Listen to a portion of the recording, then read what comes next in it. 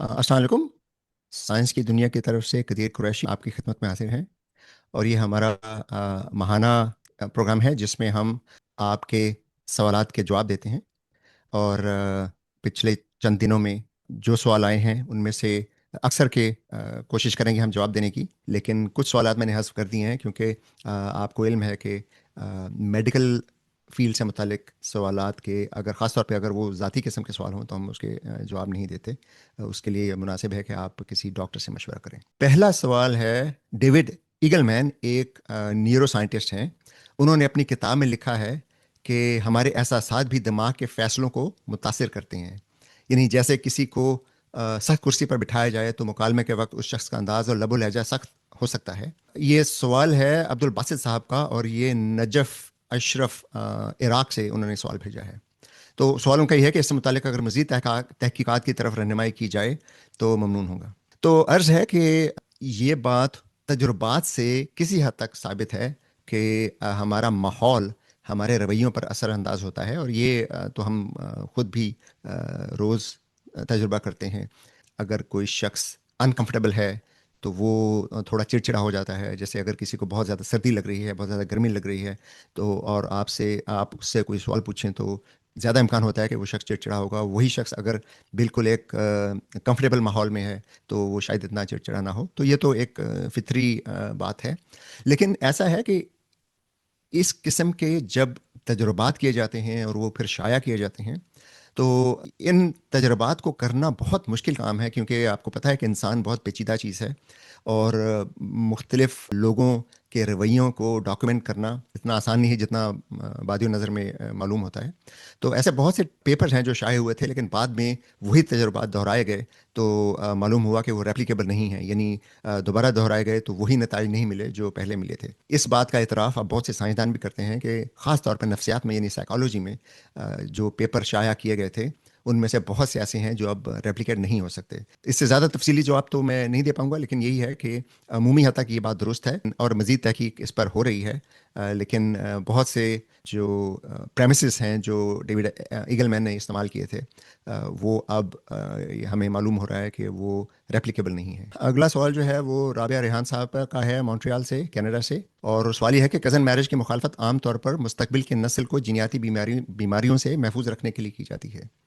अगर शादी से पहले दोनों अफराद की जीनियाती टेस्ट क्लियर आ जाएं तो क्या फिर भी कज़न मैरिज से होने वाली औलाद में जीनियाती अमराज का खतरा बाकी रहता है? तो उसका जवाब ये है कि जी हाँ। इसे इस तरह से देखिए कि जीनियाती बीमारियां तो बहुत ज़्यादा हैं। यानी ऐसी बीमारियां जो किसी जीन की खराबी की वजह से हों, वो तो सैकड़ों की तादाद, हो सकता है हज़ारों की तादाद में हो, और अभी हमें इल्म ना भी हो कि कुछ बीमारियां जो हैं वो जीनियाती वजूहात की बिना पर होती हैं। और जो जीनियाती टेस्ट किए जाते हैं वो तो सिर्फ चंद गिनती की ऐसी बीमारियां हैं जिनका किसी ख़ास जीन से डायरेक्ट कोरिलेशन हमें पता है। लेकिन अगर कोई ऐसी जीनियाती बीमारी है जो ज़्यादा कॉम्प्लेक्स है, उसमें दो या दो से ज़्यादा जीन्स का असर आता है, तो वो जीनियाती टेस्ट में फिर वो नहीं आएगा। और दूसरी बात ये है कि बाज़ औक़ात लोग ये भी कहते हैं जी कि हमारे यहाँ कज़न मैरिज होती है लेकिन हमारे बच्चे तो अल्लाह का फ़ज़ल है ठीक ठाक हैं, इसलिए हमें तो कोई मसला नहीं लगता कि कज़न मैरिज से कोई ख़राबी आती है। तो अर्ज़ है कि ये ज़रूरी नहीं है कि अगर वालिदैन के जीन्स में कोई जीन ऐसा है जो डिफेक्टिव है या जो बीमारी पैदा कर सकता है, तो वो वालिद और वालिदा दोनों में मौजूद हो तो भी इस बात का इम्कान होता है कि बच्चों में वो ना आए। इसलिए कि फर्टिलाइजेशन होती है जब बैज़ा और स्पर्म मिलते हैं। आपको इल्म है कि हर स्पर्म और हर बैज़े में आधे आधे जीनियाती मटीरियल होता है। और अगर जैसे बाप है फ़र्ज़ कीजिए, उसमें एक जीन डिफेक्टिव है, एक नॉर्मल है, तो वो बाप में कोई मर्ज़ नहीं नज़र आएगा।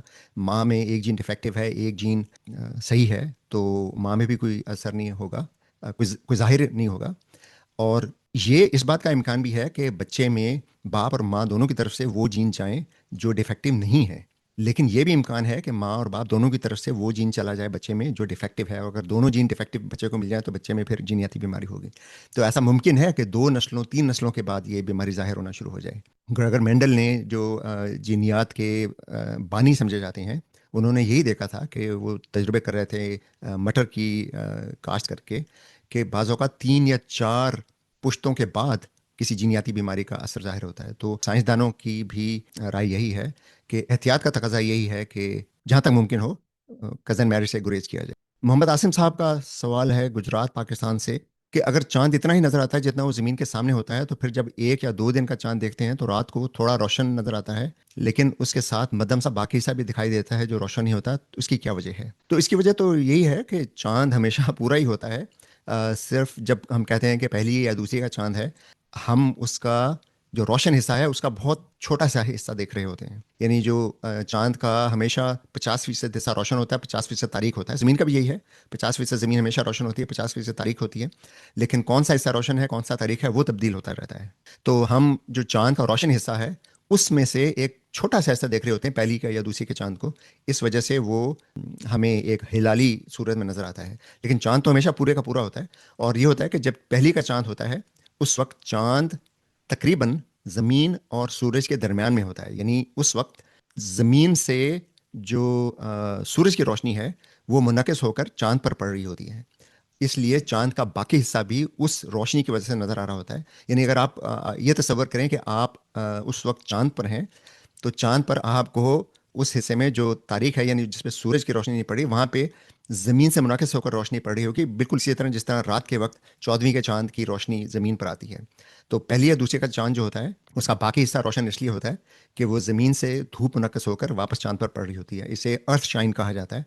और ज़मीन से इनकास बहुत ज़्यादा होता है, क्योंकि एक तो ज़मीन चांद की निस्बत बहुत ज़्यादा बड़ी है, और दूसरा ये है कि ज़मीन का 3/4 समुंदर है, और आपको पता है कि समुंदर बहुत ज़्यादा रोशनी मुनक़्क़िस करता है। इसलिए चाँद का जो हिस्सा रोशन नहीं है वो भी मध्यम सा नज़र आता है। और ख़ास तौर पे अगर आप दूरबीन से देखें तो आप ये पूरे का पूरा चाँद पहली या दूसरी के चाँद को भी देख सकते हैं। और यही हाल जो आखिरी चंद दिनों का चाँद होता है, जो सुबह सूरज निकलने से पहले मशरक़ी उफ़क़ पर होता है, वो भी इसी तरह होता है कि आप वो हिलाली नज़र आता है, लेकिन उसका दूरबीन से आप पूरा हिस्सा देख सकते हैं उसको। कासिम अली एबटाबाद पाकिस्तान से, उनका एक सवाल है कि हमारे यहाँ एक आम मुगालता है कि फ़लाँ चीज़ देसी है और फ़लाँ फ़ार्मी। जैसे कि हम मुर्गी के अंडे को ले लेते हैं, कि देसी और फ़ार्मी अंडे की अलग अलग अहफ़ियत है। ये सिर्फ एक मुगालता है और एक प्रोपेगेंडा है जो फ़ार्मी अंडों के ख़िलाफ़ किया जाता है। हकीकत ये है कि फ़ार्मी अंडों और देसी अंडों में ग़िज़ाइयत में कोई फ़र्क नहीं होता, बल्कि आम तौर पर फ़ार्मी अंडों की ग़िज़ाइयत ज़्यादा होती है, क्योंकि आम तौर पर फ़ार्मी अंडों का साइज़ बड़ा होता है, क्योंकि वो नस्ल दर नस्ल ऐसी मुर्गियों को सेलेक्ट किया गया है जो बड़े अंडे देती हैं। इसलिए फ़ार्मी मुर्गियों के अंडे आमतौर पर बड़े होते हैं, और अंडा जितना बड़ा होगा उसमें ग़िज़ाइयत उतनी ज़्यादा होगी। ये जो हमारे यहाँ है कि देसी अंडे में ग़िज़ाइयत ज़्यादा होती है, ये सिर्फ एक मुगालता है जो शायद टेक्नोलॉजी से और साइंस से अदम वाकफियत, और आमतौर पे हमारे यहाँ जो साइंस के ख़िलाफ़ एक शक व शुबा पाया जाता है उसकी वजह से है। अगला सवाल ये है कि क्या प्लास्टिक को डीकम्पोज करने वाला कोई जरसूमा दरियाफ्त हुआ है, थोड़ा तफसील से बता दें। ये सवाल है मिर्ज़ा जहांगीर साहब का कसूर से। ये बहुत पेचीदा सवाल है, क्योंकि प्लास्टिक कोई एक चीज़ नहीं है, राइट। प्लास्टिक एक मैक्रो मॉलिक्यूल है जिसको पॉलीमर कहते हैं। यानी पॉलीमर का मतलब है कि एक किस्म का मॉलिक्यूल बार बार उसी को जोड़ा जाए और उसी से एक बहुत बड़ा मॉलिक्यूल बना दिया जाए, तो उसको पॉलीमर कहते हैं, राइट। तो प्लास्टिक में मुख्तलिफ हाइड्रोकार्बन के मॉलिक्यूल होते हैं, और फिर वो जितने बड़े मॉलिक्यूल होंगे उतना वो और जितना जो बॉन्ड्स हैं उनके मजबूत होंगे, उसी उसी कदर प्लास्टिक जो है वो देर पा होगा। तो मुख्तलिफ प्लास्टिक्स को डिकम्पोज करने के लिए मुख्तलिफ लेवल की एनर्जी चाहिए होती है। डिकम्पोज का मतलब यही होता है कि उसके बॉन्ड्स को तोड़ा जाए। जितनी एनर्जी बॉन्ड्स की या बॉन्ड को तोड़ने के लिए जितनी ज़्यादा एनर्जी दरकार है, उसी कदर कम इम्कान है कि कोई जरसूमा उसमें कोई ऐसी म्यूटेशन हो जाएगी जिसमें उसके पास कोई ऐसा टूल आ जाए जिससे उस बॉन्ड को तोड़ा जा सके। तो जो हल्की किस्म के प्लास्टिक हैं उनको तोड़ने के जरसूमे तो इवॉल्व हो चुके हैं। वो लैब में भी लोगों ने इवॉल्व किए हैं। वो समुंदर में भी ऐसे जरसूमे मिले हैं जो प्लास्टिक को तोड़ कर, क्योंकि आपको पता है कि जैसे मैंने अर्ज़ किया था, प्लास्टिक हाइड्रोकार्बन के मैक्रो मॉलिक्यूल्स हैं, पॉलीमर्स हैं। और हाइड्रोकार्बन वो बेसिक मॉलिक्यूल हैं जिसमें हाइड्रोजन और कार्बन होते हैं, और हाइड्रोजन और कार्बन से ही ज़्यादातर जो बायो मॉलिक्यूल हैं, यानी वो मॉलिक्यूल जो ज़िंदगी एनर्जी के लिए इस्तेमाल करती है, यानी बैक्टीरिया हो गया या फिजिस हो गया, कोई भी चीज़ जो है वो एनर्जी के लिए इस्तेमाल करती है। तो असूलन इस बात का इम्कान हमेशा मौजूद रहता है कि कोई बैक्टीरिया उसमें ऐसी म्यूटेशन होगी जिससे वो पॉलीमर्स हैं प्लास्टिक के उनको तोड़ सके। तो जो हल्की किस्म के पॉलीमर्स हैं प्लास्टिक के, यानी हल्की किस्म के प्लास्टिक हैं जो, जैसे आप ये जो लो क्वालिटी के समझ लीजिए प्लास्टिक है, जो गर्म पानी डालें तो पिघल जाते हैं, या गर्म चीज़ लगे तो पिघल जाते हैं, उनको तोड़ने वाले जरसूमे दरियाफ्त हो चुके हैं। लेकिन उनकी तादाद इतनी इतनी कम है कि हमें ये नहीं समझना चाहिए कि प्लास्टिक का जो बहरान है वो ख़त्म हो जाएगा अगले चंद सालों में। हम जितना प्लास्टिक हर साल बनाते हैं उसका सिर्फ 10% हम रिसाइकल करते हैं। 90% जो है वो या जला दिया जाता है या समुद्रों में फेंक दिया जाता है, और दोनों सूरतों में ये बहुत शदीद पोल्यूशन फैलाते हैं। और बैक्टीरिया अगर कोई इवॉल्व हुआ है तो वो समुंदर में जो हम फेंकते हैं उसके 0.001% से भी कम प्लास्टिक को खाता है। हमारे मुस्तकबिल करीब में हमें ये उम्मीद नहीं रखनी चाहिए कि किसी जुर्सूमे के दरियाफ्त होने से प्लास्टिक की पोल्यूशन ख़त्म हो जाएगी। हमें ही प्लास्टिक का इस्तेमाल कम से कम करना होगा इस पोल्यूशन को ख़त्म करने के लिए। अगले सवाल पे चलते हैं जी। मोहम्मद तैयब साहब रहीम यार खान से उनका सवाल है कि एआई एक तो ये काम कैसे करती है, दूसरी है कि मेरे ख्याल में ये पूछ रहे हैं कि एआई के जवाब कैसे हम ये चेक करें कि वो सही है नहीं है। एआई जो है वो अगर आप एक तरह से देखें तो गूगल सर्च का एक अगला स्टेप है कि गूगल सर्च में आपको सिर्फ लिंक देते हैं, एआई जो है वो उन लिंक को पढ़ के उनको एक मजमून की सूरत में बना के दे देता है, लेकिन उसके इन्फॉर्मेशन का सोर्स फिर भी वही है जो इंटरनेट पे मौजूद है। इसलिए कोई गारंटी नहीं होती कि एआई आपको दुरुस्त जवाब देगी। अलबत्ता ये है कि एआई में इतनी इंटेलिजेंस अब है कि अगर आप एआई को ये कहें कि मुझे साइंसी तौर पे मुस्तनद जवाब चाहिए, तो फिर एआई जब सर्च करेगा तो वो सिर्फ साइंसी तौर पर मुस्तनद जो सोर्सेज हैं, जैसे यूनिवर्सिटी की वेबसाइट्स हैं या मुख्तलिफ जो हुकूमती अदारे हैं या जो रिसर्च इंस्टीट्यूट्स हैं जिनके बारे में हमें पता है कि वहाँ पे बहुत से साइंसदान रिसर्च कर रहे हैं और वो बहुत से पेपर पब्लिश करते हैं, और उनके सोर्सेज से जो इन्फॉर्मेशन निकलती है वो दुरुस्त होती है, या यूनिवर्सिटियों की जो वेबसाइट है, तो सिर्फ उन सोर्सेज को इस्तेमाल करके जवाब देगा। तो ये हमारे पे है, हम प्रॉम्प्ट कैसा देते हैं। एआई आपको मुतमिन करने के लिए उनका जो मकसद है वो आपको मुतमिन करना है। अगर आपका मकसद है कि आपने सूडो साइंसी इन्फॉर्मेशन लेनी है तो आप उसके कान मरोड़ के सूडो साइंसी इन्फॉर्मेशन भी ले सकते हैं। एआई हो या गूगल सर्च हो या कोई भी टूल हो, टूल के इस्तेमाल का तरीका आपको आना चाहिए। मैं अक्सर ये कहा करता हूँ कि छुरी हर घर में होती है, छुरी से हम गोश्त काटते हैं, सब्जियां काटते हैं, ख़वातीन खाना पकाने में रोज़ इस्तेमाल करती हैं, उसी छुरी से आप कत्ल भी कर सकते हैं। यह है कि टूल को कैसे इस्तेमाल करना है वो हमें सीखना होता है। वो टूल की जिम्मेदारी नहीं है कि आपको दुरुस्त जवाब दे, आपकी जिम्मेदारी है, हमारी जिम्मेदारी है कि टूल को दुरुस्त इस्तेमाल करें।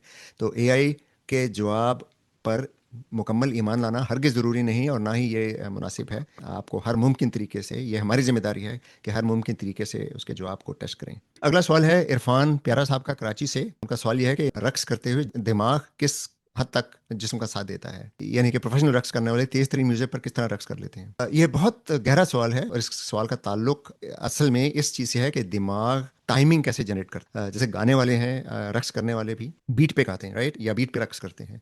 तो अब अगर बहुत तेज ताल में कोई शख्स गा रहा है, तो अगर वो शख्स सुनकर ये देखना चाहता है कि बीट कहाँ पर आ रही है, तो वो सुनने का प्रोसेस, या वो अगर देख के, ये लोगों को देख के ये फैसला करना चाह रहा है कि बीट कहाँ पे आ रही है और उसने पाँव कब उठाना है, कब रखना है। दिमाग की प्रोसेसिंग इतनी सुस्त होती है, इतना टाइम लगता है उसमें कि आप बीट पे कभी नहीं गा सकते अगर आप सुन के गा रहे हैं, या अगर आप देख के डांस कर रहे हैं तो आप बीट पे कभी डांस नहीं कर सकते। दिमाग में जिन लोगों को बीट की अच्छी समझ होती है वो एक फितरी चीज़ होती है, वो पैदाइशी होती है, जीनियाती होती है। उसमें ये होता है कि आप एक दफ़ा बीट सुन लें तो आप का दिमाग बीट को प्रिडिक्ट करता है। वो पहले से आप दिमाग को पता होता है कि कहाँ पे बीट आएगी, और वहीं पे आवाज़ निकलती है, वहीं पे सुर लगता है, वहीं पे कदम बढ़ते हैं। दिमाग सुनकर रक्स करने या गाने की जो है टाइमिंग नहीं बनाता, वो पेशगोई करता है कि अगली बीट कब आएगी, यानी ये प्रिडिक्शन करता है दिमाग, सुनकर नहीं करता है। दिमाग का जो फीचर है ये सिर्फ इंसानों में नहीं है,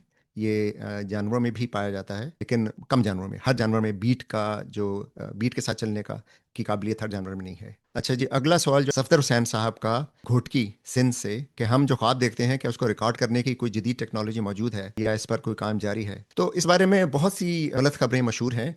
हकीकत यह है कि ख्वाब को रिकॉर्ड करने का कोई सिस्टम नहीं है। ऐसा ज़रूर है कि हमने कुछ जानवरों को ट्रेन किया, चूहों पे ज़्यादातर ये तजुर्बात होते हैं कि चूहे, आपको पता है कि उनके जो पिंजरा बनाते हैं उसमें बाज़ औक़ात वो झूले से होते हैं जिसमें वो घूमते रहते हैं, या कोई मेज़ होती है, ये जैसे मुझे याद नहीं मेज़ उर्दू में क्या कहते हैं, जिसमें बहुत टेढ़े मेढ़े से रास्ते होते हैं और उनसे जाना होता है। चूहे उन्हें याद कर लेते हैं, तो उसमें साइंसदानों ने चूहों के दिमाग के सिग्नल रिकॉर्ड किए कि जब वो उस मेज़ या लेबरिंथ से गुजरते हैं तो किस जगह पे उनके दिमाग में क्या क्या सिग्नल जनरेट होते हैं उनके न्यूरॉन्स में। और फिर उन्होंने ये उनमें मतलब दिमाग में सेंसर नस्ब करके उन्होंने ये रिकॉर्डिंग की। फिर उसके बाद जब चूहे सो गए तो उन्होंने ये फिर देखा कि सोते में भी जब वो आरईएम फेज में जाते हैं, यानी नींद की एक वो हिस्सा होता है जिसे rapid eye movement phase, REM phase कहते हैं। तो उसमें चूहों के दिमाग में एन वही पैटर्न बन रहे थे जो जागते में उस झूले में घूमते हुए या उस मेज़ में से गुजरते हुए उनके दिमाग में बनते थे। तो उससे उन्होंने अंदाज़ा लगाया कि चूहे इस वक्त वो ख्वाब देख रहे हैं जो वो जागते में वो कर रहे थे। तो उस किस्म की रिकॉर्डिंग तो हो चुकी है, लेकिन इंसानों के ख्वाब की रिकॉर्डिंग, इंसानी दिमाग इस कदर पेचीदा है कि उसकी रिकॉर्डिंग अभी मुमकिन नहीं है। और वैसे भी आप इंसान के दिमाग को सर्जरी करके उसमें तो सेंसर नहीं लगा सकते जो चूहों के हम सेंसर लगाते हैं। तो इंसानी दिमाग को के ख्वाब रिकॉर्ड करने का कोई टेक्नोलॉजी अभी ईजाद नहीं हुई। आदिल शहजाद साहब का मानसहरा से सवाल है, हमारी तरह के इंसान आज से कितनी हज़ार साल कबल इर्तिका के अमल से गुजर कर इस ज़मीन पर मौजूद था? तो अर्ज है कि पहली तो ये बात यह है कि इर्तिका का प्रोसेस एक मुसलसल प्रोसेस है, वो ख़त्म नहीं होता है। ऐसा नहीं था कि चंद हज़ार या चंद लाख साल कबल स्टेप हुआ जिसमें कोई गैर इंसान नौ कि किसी मादा ने किसी इंसान को जन्म दिया और उस तरह इंसान पैदा हो गया। ये एक बहुत सुस्त रफ्तार प्रोसेस है और ये हमेशा चलता रहता है। फ़र्क सिर्फ ये है कि हम इंसान चीज़ों को समझने के लिए उन्हें कैटेगराइज करते हैं, और हम ये देखते हैं कि अब जो फॉसिल्स मिल रहे हैं 3 4 हज़ार 5 हज़ार 10 हज़ार साल पहले के फॉसिल बिल्कुल इंसानों जैसे हैं। अगर हम 10 लाख पुराने फॉसिल देखें तो उसमें कोई इंसानी शक्ल का, इंसानी शक्ल सूरत का फॉसिल नहीं मिलता। इंसान से मिलते जुलते फॉसिल 10 लाख साल पहले मौजूद हैं, लेकिन ऐसे फॉसिल जो देखने में बिल्कुल इंसान लगते हैं, यानी उनके जिस्म की हड्डियां, उनके खोपड़ी, जो खोपड़ी का स्ट्रक्चर है, उनके जो हाथों का, पाँव का स्ट्रक्चर है, वो बिल्कुल इंसानों जैसा है। तो ऐसा कदीम तरीन फॉसिल जो अब मिला है वो अब तक वो तकरीबन 3 लाख साल पुराना है। लेकिन ऐसा नहीं है कि वो 100% बिल्कुल ऐसा ही है जैसे आज के इंसान है, उसमें भी फ़र्क है। लेकिन वो फ़र्क इतना कम है कि लोग कहते हैं, साइंसदान कहते हैं कि उस फॉसिल को इंसानी यानी होमोसेपियन का फॉसिल ही समझना चाहिए। तो उस बेस पे हम ये कह सकते हैं कि कम से कम 3 लाख साल से इंसान मौजूदा हालत में, यानी होमोसेपियंस मौजूदा हालत में मौजूद हैं। लेकिन ऐसा नहीं है कि 3 लाख साल पहले अचानक ये हो गया। ये एक लंबा प्रोसेस है। हमें जो अब तक शवाहद मिले हैं वो ये है कि कम से कम 3 लाख साल पहले इंसान कमोबेश मौजूदा हालत में मौजूद थे। अगला सवाल ज़ैकम काज़मी साहब का है डेरा इस्माइल खान से, लेकिन उनका सवाल हम पहले जवाब दे चुके हैं कि किसी सर्च इंजन या मसनूई ज़हारत से किसी सवाल का साइंसी जवाब ढूंढते हैं तो हमें मुस्नद जवाब के लिए क्या करना चाहिए। तो जैसे मैंने पहले अर्ज़ किया था कि अगर आप ये पहले से उसे कह दें कि हाँ मुझे सिर्फ मुस्तनद जवाब चाहिए और वो सिर्फ मुस्तनद सोर्स से जवाब दे, तो ज़्यादा इम्कान है कि जवाब मुस्तनद होगा। लेकिन फिर भी एआई के किसी भी जवाब को या सर्च इंजन के किसी भी जवाब को आज खुद मुस्तनद ना समझिए। इंसानी कोशिश ज़रूरी है कि आप अपनी तरफ से उसको इंडिपेंडेंट सोर्सेज से वेरीफाई करें। जैसे अगर एआई ने किसी सवाल का जवाब दिया है जो स्पेस से मुतालिक है, तो आप यूरोप की स्पेस एजेंसी के वेबसाइट पे चले जाएं, स्पार्को की वेबसाइट पे चले जाएं, इंडिया की जो स्पेस एजेंसी है, चाइना की स्पेस एजेंसी है, नासा है, इन सब की वेबसाइट्स पर बहुत इंफॉर्मेशन मौजूद है, वहाँ से हम इंडिपेंडेंटली कंफर्म कर सकते हैं। अगला सवाल फरहान अली साहब का है दुबई से, शऊर को जदीद साइंस कैसे डिफाइन करती है, वजाहत करें। शऊर की कोई डेफिनेशन मौजूद नहीं है। शऊर एक ऐसी चीज़ है जो जिसके बारे में साइंसदान ये कहते हैं कि हम जब शऊर को देखते हैं तो इस तरह से देखते हैं कि अगर कोई दूसरा एंटिटी, जो दूसरा इंसान हो या जानवर हो, उसी किस्म के रवैये रखता है जैसे हम रखते हैं, यानी जैसे हमारा अंदरूनी जो तजुर्बा है, किसी चीज़ पे हमें गुस्सा आता है, किसी चीज़ पे हमें प्यार आता है, किसी चीज़ को हम अच्छा समझते हैं, किसी चीज़ को बुरा समझते हैं। गर्म चाय अगर हो तो वो अच्छी लगती है, बहुत ज़्यादा गर्म हो तो वो हम फिर डल जाते हैं और उससे फ़ौरन भागते हैं। तो दूसरों को भी हम यही रवैया करते देखते हैं तो हमें ये एहसास होता है कि दूसरों में भी शऊर मौजूद है, राइट। लेकिन शऊर की कोई साइंसी डेफिनेशन नहीं है, इसलिए शऊर के बारे में साइंसी तहकीक बहुत मुश्किल है कि अभी तक इसको डिफ़ाइन करना भी मुमकिन नहीं है। इसका जो एक्चुअल स्टैंडर्ड डेफिनेशन है वो एक अंदरूनी तजुर्बा है, मौजूई तजुर्बा, यानी सब्जेक्टिव एक्सपीरियंस है। और सब्जेक्टिव एक्सपीरियंस साइंसी तरीक़ाकार से इनकम्पेटेबल है, क्योंकि साइंसी तरीक़ाकार ही ऑब्जेक्टिविटी पे मुनहसर है। इसलिए शऊर की स्टडी के लिए साइंसी प्रोटोकॉल्स ही अभी मुतय्यन नहीं हो पाए। अगला सवाल है मोहम्मद हमजा साजिद साहब का, क्या इर्तिका साइंस की रूह से अब मुसल्लमा और मुसद्दका हकीकत का दर्जा रखता है या नहीं? अक्सर लोगों को एक कन्फ्यूजन होता है। साइंस का कोई भी नजरिया आज खुद हकीकत नहीं होता। साइंस के नजरियात हकीकत की वजाहत के लिए तश्कील दिए जाते हैं। अगर हम क्वांटम फिजिक्स की मिसाल लें तो क्वांटम फिजिक्स में हकायक वो हैं जो हम डाटा इकट्ठा करते हैं, उसको हम हकीकत कहते हैं। तो उन डाटा की वजाहत के लिए जो हम मैथमेटिकल मॉडल बनाते हैं उसको हम थ्योरी कहते हैं। क्वांटम थ्योरी एक मैथमेटिकल मॉडल है, अभी जैसे हमने पहले बात की थी, वेव फंक्शन एक मॉडल है या रियलिटी है, कुछ भी है, लेकिन इन दी एंड एक रियाजी का एक फॉर्मूला है जिससे हम ये पेश गोई कर सकते हैं कि आइंदा जब हम मुशाहदात करेंगे तो उसमें हमें क्या डाटा मिलेगा, राइट। थ्योरी का मतलब ये होता है कि जो पहले से डाटा मौजूद है उसकी वजाहत कर सके और पेश गोई कर सके कि आइंदा जब हम उस किस्म के तजुर्बात करेंगे तो क्या डाटा मिलेगा।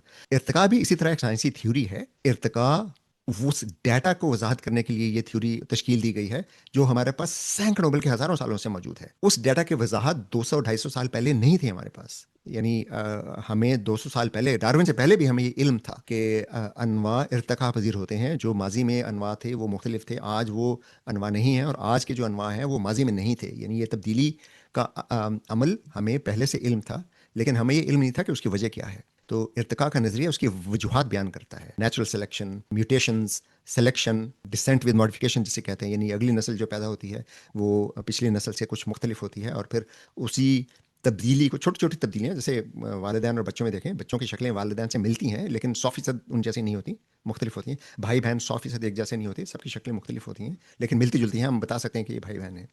तो ये तब्दीलियाँ अगर उसको हम 100 नस्लों पे, 100 पुश्तों में जाके देखें, तो उनके जो आगे 100 पुश्तें होंगी वो एक दूसरे से बहुत ज़्यादा मुख्तलिफ होंगी।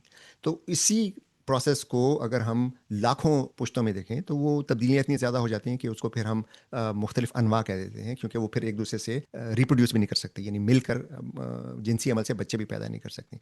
तो इर्तिका का नज़रिया साइंसी नज़रिया है, और हर दूसरे साइंसी नज़रिए की तरह ये मुसद्दक़ा हक़ाइक़ की वजाहत करता है, और चूँकि ये बार बार परखे जाने पर दुरुस्त साबित हुआ है, इसलिए इसे बहुत ज़्यादा काबिल एतमाद नज़रिया कहा जाता है। जिस तरह क्वांटम फिजिक्स का नज़रिया है, या थ्योरी ऑफ रिलेटिविटी का जो नज़रिया है वो बहुत ज़्यादा काबिल एतमाद है, इसलिए कि ये तमाम मुशाहदात की वजाहत करता है, और अभी तक इससे गलत करने के कोई ऐसा डाटा नहीं मिला जो इसे वाज़ेह तौर पर गलत साबित करता हो। तो इर्तिका का नज़रिया भी बिल्कुल ऐसा ही है। हमें नज़रिए और हक़ाइक़ में फ़र्क को समझना चाहिए। क्वांटम फिजिक्स का नज़रिया जो है वो हकीकत नहीं है, वो नज़रिया है, लेकिन वो हकीकत की वजाहत करता है, और मुस्तकबिल में मुशाहदात वाल जो होंगे उसकी पेशगोई करता है। साइंसी कवानीन मुशाहदात की वजाहत के लिए बनाए जाते हैं, और ये साइंसी कवानीन, साइंसदानों को ये एतमाद है कि तबई कवानीन जो कायनात चलती है जिन कवानीन पे, उनका बहुत अच्छा मॉडल है। ये अच्छा मॉडल इसलिए हम कहते हैं कि हमें अभी तक कोई ऐसा मज़हर नहीं मिला जो इन्हें गलत साबित करता है। लेकिन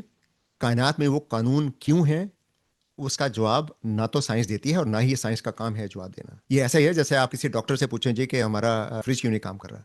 ये डॉक्टर का काम नहीं है कि वो ये बताए फ्रिज क्यों नहीं काम कर रहा, राइट। डॉक्टर का जो शोबा है वो मेडिकल से मुतालिक है। साइंस का शोबा जो है वो जो मारूजी मुशाहिदात हैं उनकी वजाहत करना है। वो मुशाहिदात जिनके पीछे जो तबई कवानीन है वो क्यों बने, कैसे बने, ये फ़लसफ़े का सवाल है, ये साइंस का सवाल नहीं है। तो हम साइंस की दुनिया पे अब एक नई पोस्ट लगाएंगे, जिसमें जनवरी में जो सेशन होगा उसके लिए सवालात इकट्ठा करना शुरू करेंगे। तो आपके जहन में कुछ सवाल हो, वो जो एक पोस्ट आएगी अगले 2-3 दिन में हम वो पोस्ट कर देंगे जनवरी के सवालात इकट्ठा करने के लिए, उसमें फिर आप सवाल कीजिएगा।